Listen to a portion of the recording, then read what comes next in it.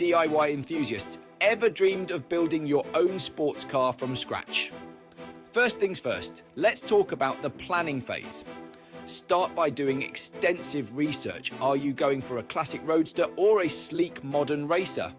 Look for blueprints and study them carefully. Next, let's move on to materials and parts. You'll need a sturdy chassis, a powerful engine, and high-performance suspension. Source quality parts, whether new or salvaged. Now, let's talk tools. A well-equipped garage is a must. Invest in good quality tools for a smoother build. Always wear protective gear, gloves, goggles, and boots. Safety first. Time management is critical. Building a sports car can take months or even years. Set realistic milestones and be patient. Remember, Rome wasn't built in a day.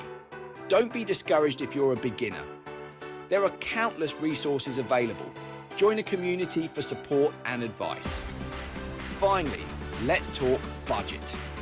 Building a sports car isn't cheap.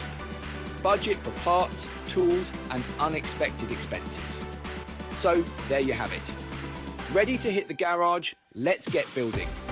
Don't forget to like, subscribe, and hit the bell icon for more DIY tips and tricks.